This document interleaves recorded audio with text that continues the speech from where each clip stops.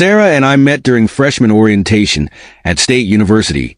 I remember everything about that day.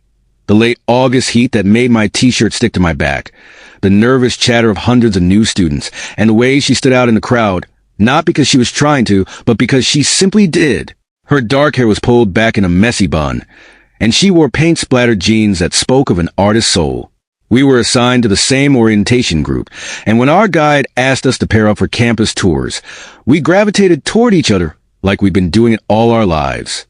She had a way of laughing that made her whole face light up, and by the end of that first day, I knew I wanted to make her laugh as often as possible. Our courtship was the stuff of romance novels, sweet, gradual, and filled with those small moments that become treasured memories. Our first kiss happened in the university library at midnight during finals week. She'd been studying art history, and I was drowning in calculus problems. When she leaned over to show me something in her textbook, the scent of her shampoo, lavender, and something else I could never quite identify made me forget about derivatives entirely. We moved in together junior year, sharing a tiny apartment off campus with a temperamental radiator and windows that stuck in humid weather. But it was ours, and we filled it with dreams. Sarah covered the walls with her paintings, bright splashes of color that made the small space feel like a gallery. I learned to cook because our budget couldn't handle takeout, and soon discovered I had a knack for it. Our friends would crowd into our little living room for dinner parties, sitting on cushions on the floor because we couldn't afford enough chairs. After graduation, we both found jobs in the city. Sarah worked at a small gallery while pursuing her own art on the side, and I joined an engineering firm. We saved every penny we could, eating ramen noodles and shopping at thrift stores until we could afford a proper wedding. It wasn't elaborate, just close friends and family in Sarah's parents' backyard, but it was perfect. Sarah wore a vintage dress she'd found and restored herself, and I surprised her by taking dance lessons so I wouldn't step on her feet during our first dance. The early years of our marriage were like an extension of college. We were still young, still figuring things out, but doing it together made everything feel like an adventure. We moved into our first house when I got promoted to project manager. It needed work, but Sarah saw the potential beneath the dated wallpaper and worn carpets. We spent weekends renovating, covered in paint and drywall dust, dreaming about the family we'd raised there. Sarah's art career began to take off around our 5th anniversary. She had her first solo show at a respected gallery, and I've never been prouder than when I watched her chatting with potential buyers, explaining her vision with passionate gestures and bright eyes. We celebrated by splurging on an expensive bottle of champagne and drinking it on our back porch, planning our future between kisses that tasted of bubbles and possibilities. But somewhere along the way, something changed. It was gradual, like watching a Polaroid develop in reverse. The sharp edges of our love story began to blur, the vibrant colors fading to something muted and uncertain. I noticed it in small ways at first. Fewer spontaneous touches, conversations that stayed on the surface, a growing silence that filled the space between us during dinner. Sarah started spending more time at her studio, claiming she was working on a new series. I buried myself in work, taking on extra projects that kept me at the office later and later. We were both avoiding something, though neither of us wanted to admit it. Looking back, I should have seen the signs. The way she started dressing differently when she went out with her friends. The mysterious text messages that made her smile in a way I hadn't seen directed at me in months. The way she would turn away when I reached for her in bed, claiming she was too tired or had a headache. When she finally voiced a desire to explore with other men, it felt like both a surprise and an inevitability. The conversation in our kitchen that day shattered the careful facade we'd built around our growing distance. Every word was a crack in the foundation of what I thought was an unshakable truth, that we were meant for each other, exclusively and forever. That night, while Sarah stayed at Jessica's, I found myself going through old photos on my phone. There we were on our honeymoon in Costa Rica, both sunburned but grinning.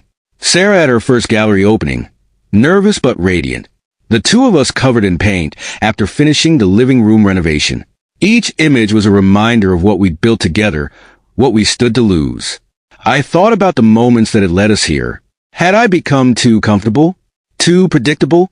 I remembered how we used to surprise each other. Weekend getaways planned in secret, love notes hidden in lunch bags, midnight picnics in the backyard.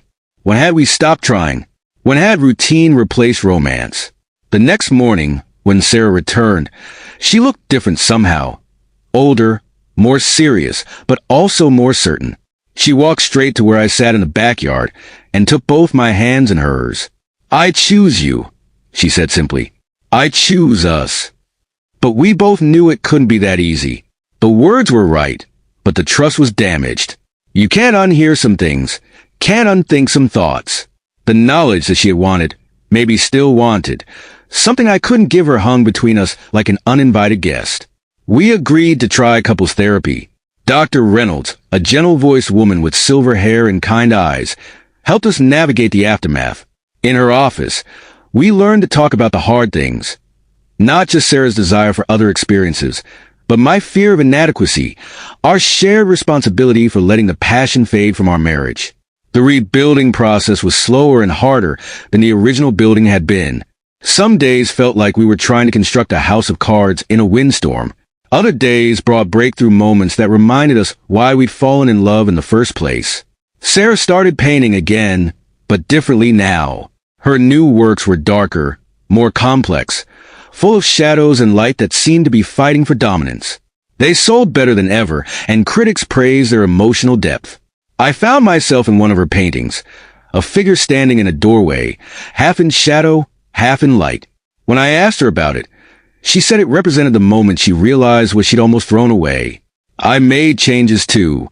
I cut back my hours at work, started planning date nights again, took up rock climbing, because Sarah had once mentioned wanting to try it. We took dance classes together, laughing at our mistakes and remembering how it felt to learn something new as a team. 6 months after that day in the kitchen, we renewed our vows. It wasn't a big ceremony, just the two of us, a justice of the peace, and the setting sun at our favorite beach. This time, our promises felt weightier, more earned. We knew now what it meant to choose each other, not just in the easy moments, but in the hard ones too. A year passed, then two. The urge to explore didn't disappear entirely. Sarah was honest about that, but it became something we could talk about without it threatening to tear us apart. Sometimes. She admitted to wondering what if. But she also talked about how grateful she was for what we had, how the depth of our connection meant more than the excitement of the unknown. We had our struggles. There were nights when the memory of that conversation would creep into our bed like an unwelcome third party. There were moments when I'd see her talking to another man at an art gallery opening and feel a stab of insecurity. But we learned to face these moments together, to talk through them instead of letting them fester. 3 years after the ultimatum, Sarah got pregnant. It wasn't planned. We'd actually been discussing whether we wanted children, or if it would complicate our carefully rebuilt relationship. But when she showed me the positive test, we both cried happy tears. Our daughter, Luna, was born on a rainy Tuesday in April, and holding her together felt like the beginning of a new chapter. Parenthood changed us again, but this time in ways that brought us closer. Watching Sarah with Luna, seeing her pour all her creativity and passion into motherhood while still maintaining her identity as an artist, made me fall in love with her all over again. The sleepless nights and endless diaper changes became our new shared adventure. Now, as I write this, it's been 5 years since that day in the kitchen. Luna is running around the backyard, her dark hair flying behind her just like her mother's used to in college. Sarah is at her easel on the patio, working on a new series that combines abstract landscapes with intimate family scenes. She catches me watching her and smiles. That same smile that caught my attention at freshman orientation, but now layered with years of history, struggle, and choosing each other every day. We're not the same people who met in college, or even the same people we were 5 years ago. Our love story isn't the simple romance we thought it would be. It's complicated, messy, and real. There are scars, but they've healed stronger than the original skin. We've learned that love isn't just about the romantic moments or physical desire. It's about the choice to stay, to work through the hard times, to face the uncomfortable truths and grow from them. Sometimes, late at night, Sarah will turn to me and ask if I ever regret giving her that ultimatum. I always tell her the same thing, that it was the hardest and best thing I've ever done, because it forced us both to face what we really wanted, what we were willing to fight for. And in the end, that's what love is. Not just the initial falling, But the daily choice to stay, to work, to grow, to choose each other again and again, even when it would be easier not to. Our story isn't perfect, but it's ours, and that makes it better than any fantasy of what might have been. Last week, Sarah's newest exhibition opened at a prestigious gallery downtown. The centerpiece was a large triptych titled Choices. The first panel showed a door closing. The second showed a couple walking through darkness holding hands. And the third showed a sunrise over a garden where a child played, while two figures watched from a porch. When an art critic asked her about the meaning behind the piece, Sarah squeezed my hand and said, "It's about learning that sometimes the things we think we want aren't worth the price of what we already have. It's about choosing love, not just once, but every day." I couldn't have said it better myself. Thanks for watching. I will be glad if you support me with a like and a subscription.